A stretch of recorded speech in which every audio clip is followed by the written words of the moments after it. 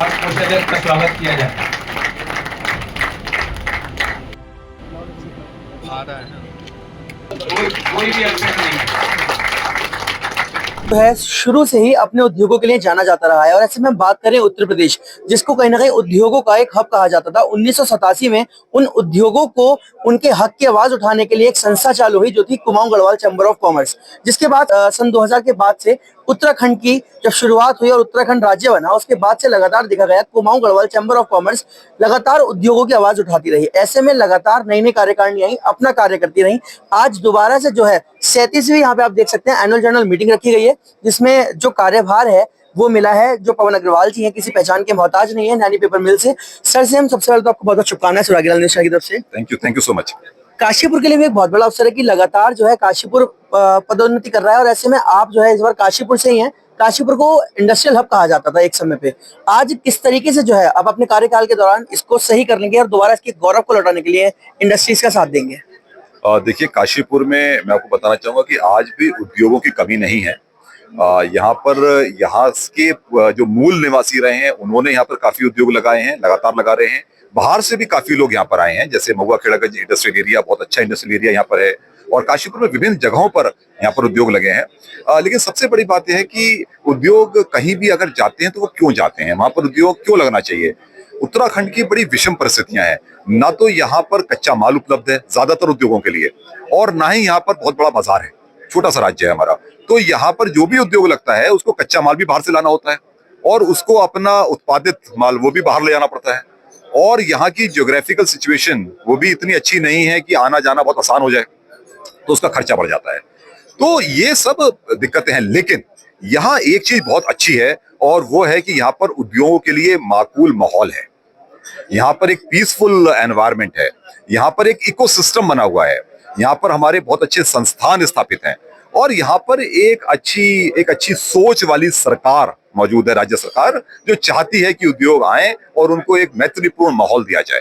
तो ये भी चीज बहुत जरूरी होती है, और मुझे लगता है कि जो उद्योग को चाहिए वो अगर हम सरकार के साथ बातचीत करके कोई एक अच्छी औद्योगिक नीति बनाते हैं तो जरूर यहाँ पर हम सफल होंगे उद्योगों को आकर्षित करने में। और मुझे तो पूरी उम्मीद है कि एक अच्छा विकास अगले 10 वर्षों में हम देखते हैं उत्तराखंड का। सर, कुछ सूत्रों की माने तो देखा जाता है कि कहीं ना कहीं जिस तरीके से कि हम उत्तराखंड की बात करें कि उत्तराखंड के जो उद्योग हैं उनको बढ़ावा मिलेगा, उनके साथ साथ यहाँ की जनता को भी बढ़ावा मिलेगा। उसके लिए यहाँ की जो लेबर्स हैं जो इंडस्ट्रीज में काम करती हैं, लेकिन कहीं ना कहीं सूत्रों की माने तो वो जो लेबर है यहाँ पे बाहर से बुलाई जाती है। आखिर क्यों उत्तराखंड की लेबर उस तरीके से यहाँ पर अभी भी फैक्ट्रीज में, इंडस्ट्रीज में इन्वॉल्व नहीं हो पा रही है?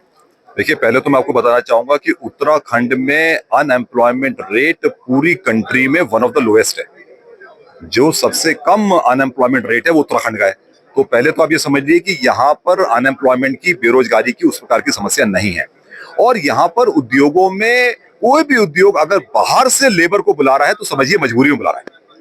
और ये लगातार मेरे से कई बार बातचीत होती है उद्योगों से, लगातार हर उद्योग से हमको ये सूचना मिलती है कि उनके पास जो लेबर की रिक्वायरमेंट है वो लोकल स्तर पे पूरी नहीं हो रही है। और ये बात हमने जिला स्तर पे, राज्य स्तर पर हमने बताई है। हमने कहा है कि हमको जो लेबर की रिक्वायरमेंट है वो पूरी नहीं हो रही है, तो इसलिए मजबूरी में हमें लेबर बाहर से लानी पड़ती है। लेकिन मैं समझता हूँ कि, और जैसा कि अभी बताया भी जा रहा है कि बाहर से भी लेबर मिलने में दिक्कत आती है, क्योंकि बाहर के लेबर यहाँ पर महंगी पड़ेगी। तो मैं समझता हूँ कि ऐसी बात नहीं है। उत्तराखंड में तो रोजगार की बहुत अच्छी अपार संभावनाएं हैं और लोगों को यहाँ पर रोजगार मिला हुआ है। सर, बात करें जिस तरीके से आपने बात अभी अपने उद्बोधन के दौरान कही थी कि उत्तराखंड की जो नीति है, जो यहाँ पे उद्योगों की जो नीति है, उसमें कुछ चेंजेस की, बदलाव की जरूरत है, उसको किस तरीके से देखते हैं? देखिए, सबसे पहले तो यहाँ पर कोई भी फिस्कल बेनिफिट अगर दिया जाता है उद्योगों को तो वो तो हमेशा से ही वेलकम रहता है। लेकिन हम चाहते हैं फिस्कल बेनिफिट के अलावा यहाँ पर आधारभूत सुविधाएं। उद्योगों को चाहिए क्या? एक पीसफुल, एक शांत माहौल होना चाहिए काम करने के लिए।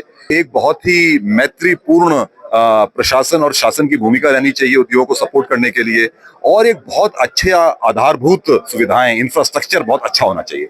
अगर ये सब सुविधाएं मिलेगी, बिजली की सप्लाई, वो ऊर्जा अगर वो निरंतर सप्लाई होती है अच्छी, बिना बिना रोक टोक के अगर पावर सप्लाई मिलती है तो उद्योगों को काम करने में आसानी होती है। तो अगर ये सब सुविधाएं सरकार प्रोवाइड करती है तो उद्योग, मैं समझता हूँ कि जरूर उत्तराखंड में आना चाहिए और आएंगे। सर, बात करें, एक और अंतिम सवाल है मेरा। रोटरी के कार्यकाल के दौरान देखा गया कि कहीं ना कहीं आपने जो सीएसआर फंड है और जिस तरीके से जो नैनी पेपर मिला उसके साथ मिलकर आपने लगातार कुछ ना कुछ जो समाज सेवा है उसमें बढ़ चढ़ कर हिस्सा लिया। आज आपके पास एक और बड़ा बैनर जो है उसकी अध्यक्षता आज आपके हाथ में आई है।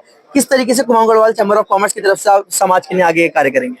देखिए, मैं बता दूं आपको कि जितने भी उद्योग आज की डेट में काम कर रहे हैं उत्तराखंड में, वो सभी अपनी सामाजिक जिम्मेदारी को लेकर सचेत हैं और जो भी उनकी उनकी सामाजिक जिम्मेदारियां हैं उनको वो पूरा करने में आगे हैं।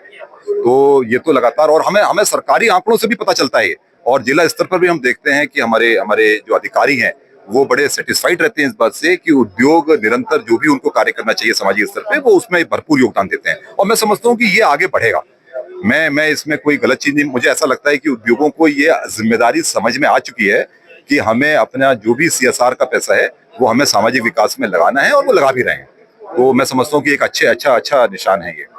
तो ये हमारे साथ जुड़े थे पवन अग्रवाल जी, जो कि प्रेसिडेंट बनाए गए हैं Kumaon Garhwal chamber of commerce के 2025-26 का। जिस तरीके से बातचीत हुई है नीतियों को लेकर, रणनीतियों को लेकर, किस प्रकार से जो इंडस्ट्रीज है वो आगे कार्य करेंगी, ऐसे तमाम मुद्दों को लेकर लगातार इंटरव्यूज करते रहेंगे हम। जो है आपके बीच में आते रहेंगे। जुड़े रहिए सुराग न्यूज़ के साथ।